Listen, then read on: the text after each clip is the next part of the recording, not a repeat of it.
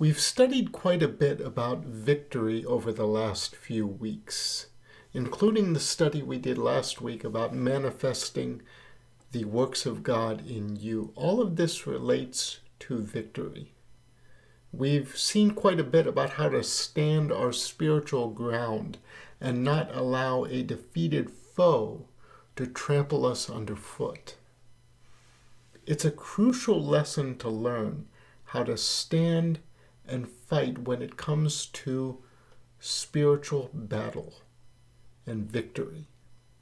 It's equally important, however, to learn how to experience and enjoy and truly possess the victory once it is obtained. And so today we're going to be exploring the vital topic of possessing your inheritance in victory. How to truly experience and enjoy what Christ has paid for us to have. Because this is what the spiritual battle is truly about. Possessing what is yours. Owning what Christ has given you. Let's get started.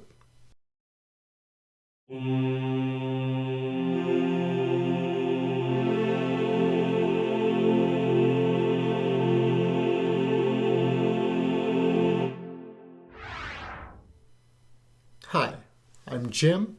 I'd like to welcome you to Thriving Branch today as we explore how to truly possess what Christ has given you, how to inhabit your land, your promised land. And this is something that is equally important and vital for us to understand just as much as victory, because the two cannot be separated. They go together.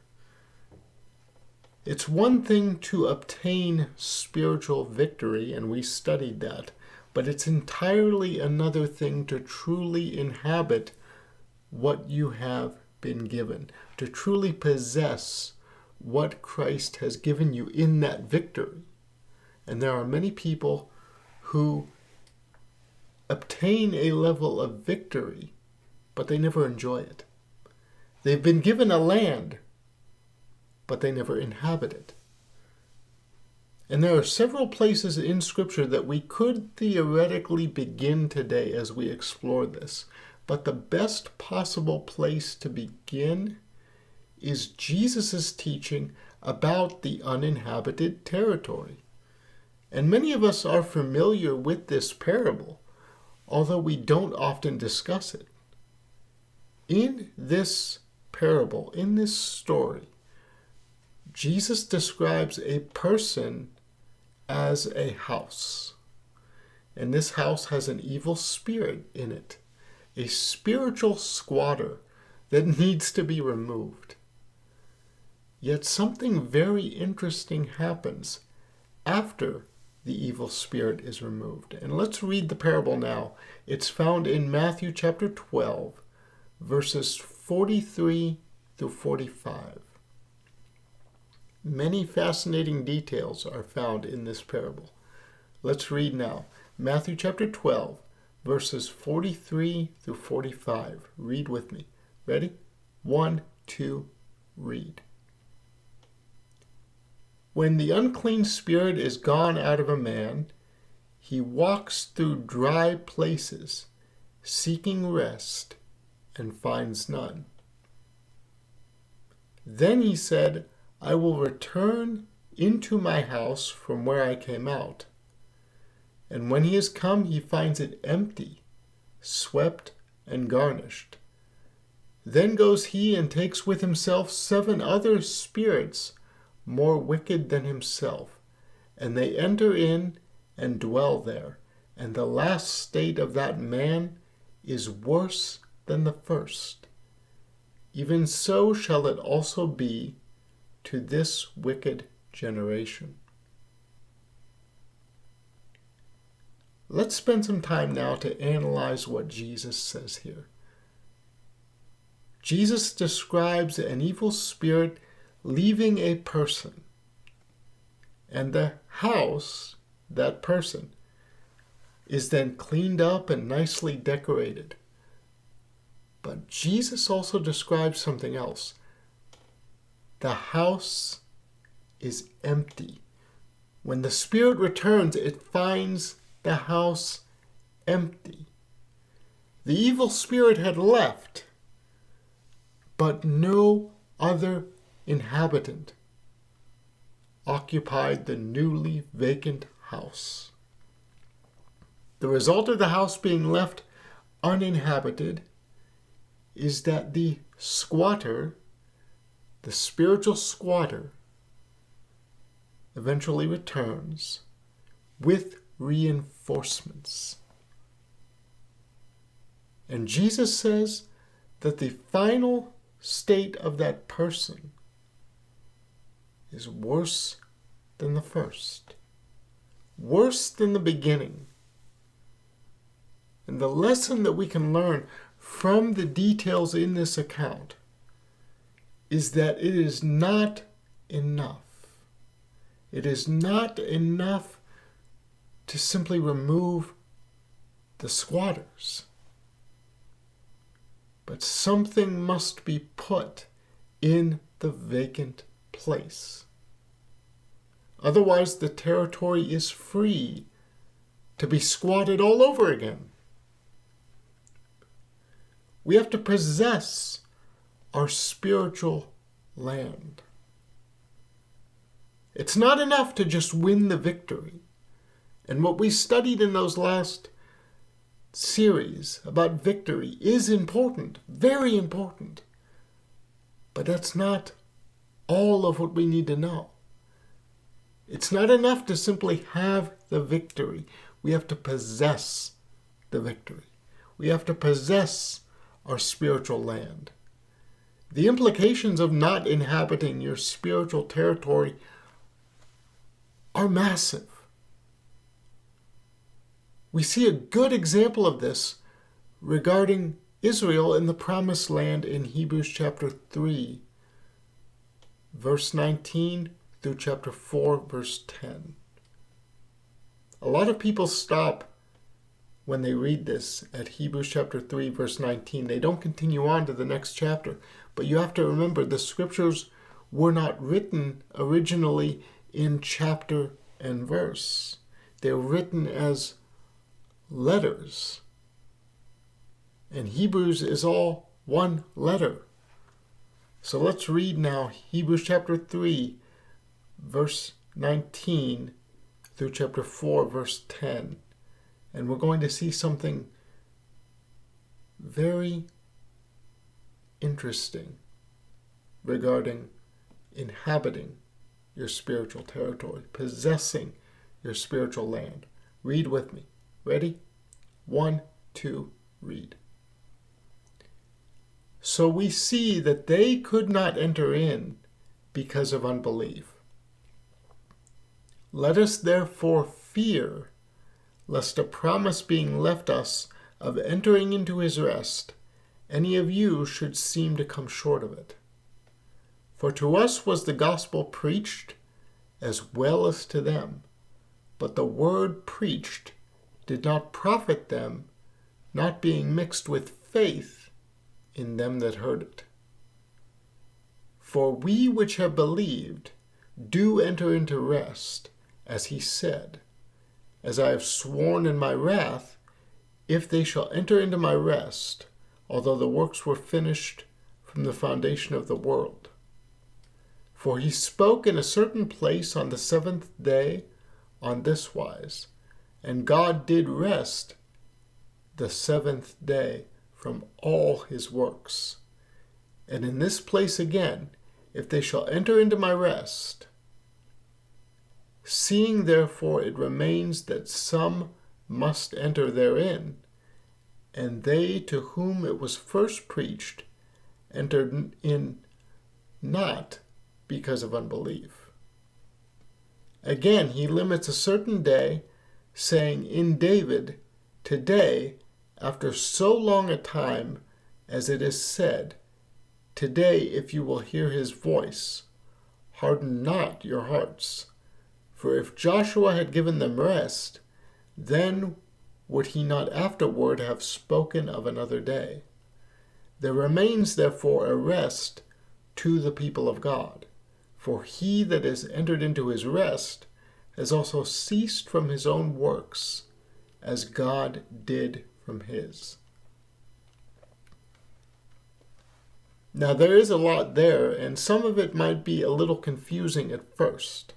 But we can see right in verse 19 that many of the Israelites, while they were promised the land, were unable to enter and possess it due to their unbelief.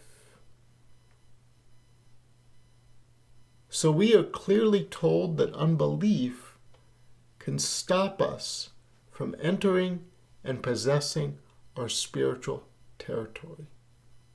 Most people stop, like I said, at verse 19.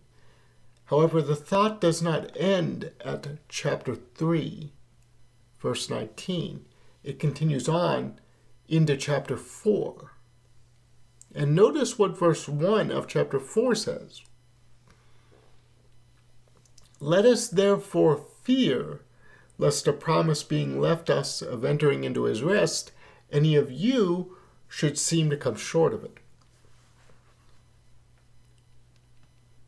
This is talking about now your land of promise and my land of promise. So let's take some time to meditate on what this verse is saying. Let's not rush past it. Let's not try to get to the next thing. Let's take some time, analyze it, see what it's saying. See, after the scriptures remind us of how the Israelites failed to enter their promised land due to their unbelief, the scripture then immediately proceeds to warn us not to make the same mistake regarding our promised land. Verse 1 of chapter 4 is also quite specific about the one thing that we should fear. There is one thing for us to fear, but it's not what we expect. You see, the one thing that we are told to fear is not sinful actions, as many would expect it to be. A lot of people are afraid of committing a certain sin. Oh, I need to watch out for this sin. This is one of my familiar sins. I need to watch out for this sin. No, the one thing we are told to fear is not our sinful actions. The one thing we are told to fear is failing to possess the promise God has given us. That's the one thing, the one single thing that we are told to fear. Failing to enter the promised land. Verse 2 continues by describing the context and nature of the promises that we have. So there's no confusion. Verse 2 says, "For the gospel," the good news, "was preached to us as well as to them.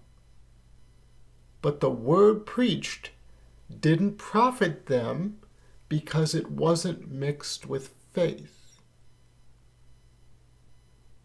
And this is one of those areas that may seem a bit confusing, so let's examine it a bit closer.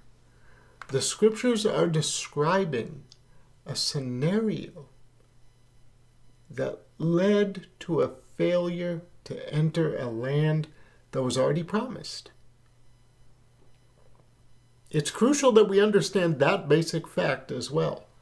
The land, the promised land, was already promised to the Israelites by God on 3 separate occasions. As far as God was concerned, the land was already theirs. He promised it to them. Their victory was assured. You understand, this was not a gamble. Their victory was already assured. When God says, I'm giving you this land, there's no doubt. When God says, I'm giving you this land, the land is already theirs at that point. But here's the crucial thing. Even though they were promised the land by God, they allowed the giants, the high walls, the fortifications of the inhabitants that were already there. They allowed all those things to speak louder than what God had said. And this is what the scripture is bringing to our attention. The good news, the gospel, the good news of entering the land of promise and rest was preached to us as well as to them.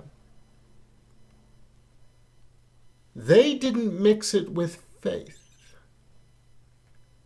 They didn't mix the promise of God with the information of God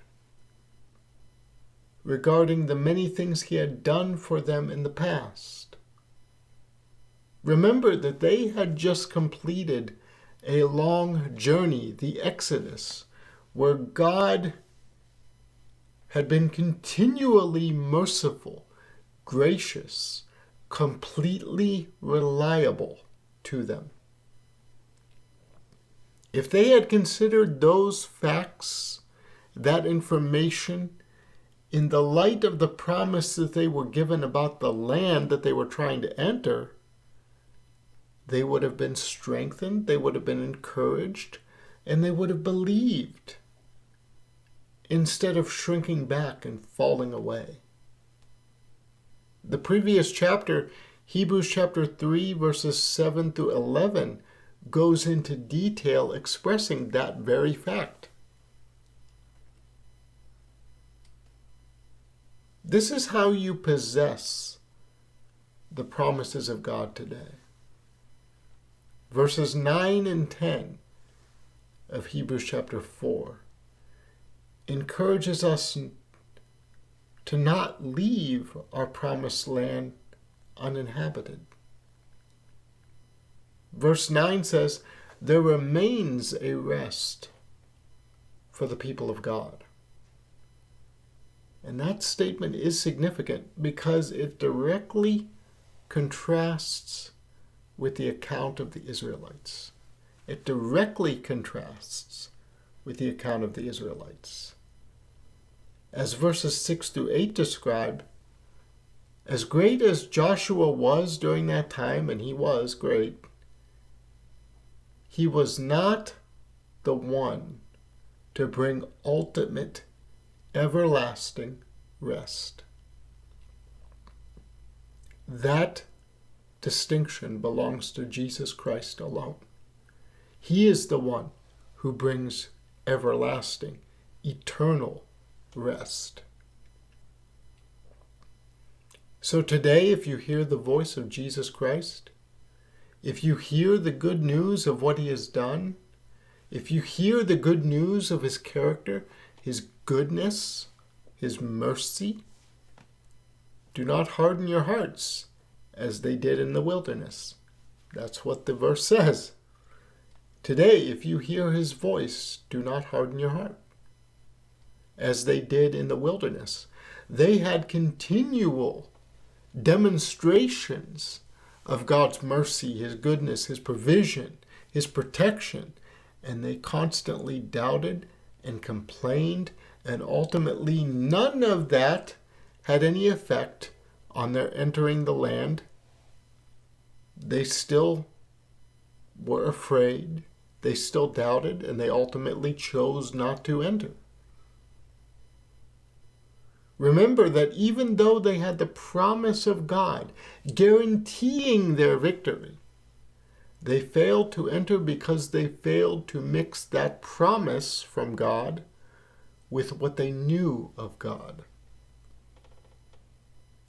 And what do we know of God today? What do you know of God today? Look at verse 10. For he that is entered into his rest has also ceased from his own works, as God did from his. The pivotal truth of the gospel, the key to understanding the rest of God, is to cease from your own works. And understand that this is speaking spiritually. It doesn't say to cease from all work, but specifically cease from your own work. Cease from your own labor. Cease from your own efforts.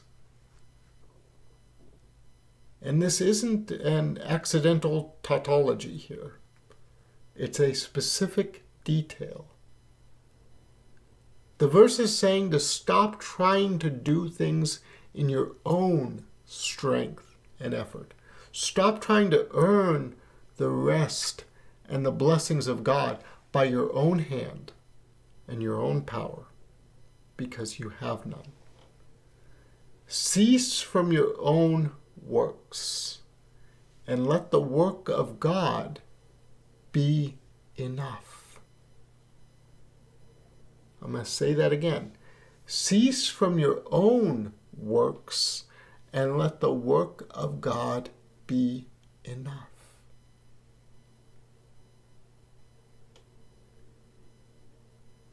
Let this truth encourage you and strengthen you today, that you have been given promises from God. You have been given victory. Now receive that victory.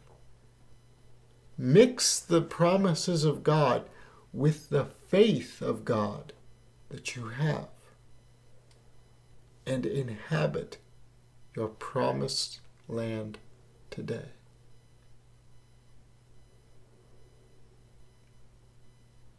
I look forward to thriving with you again next week, my friend, as we continue inhabiting our promised land, ultimately Jesus Christ. Be blessed. Thank you for joining me for today's Bible study.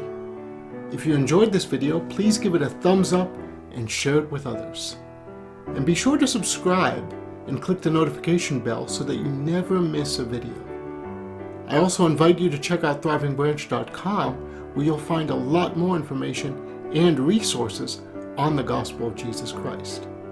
I'd also like to let you know that you can help support me in this ministry through your prayers, your sharing of the information with others, and through your financial giving as the Spirit of God leads you.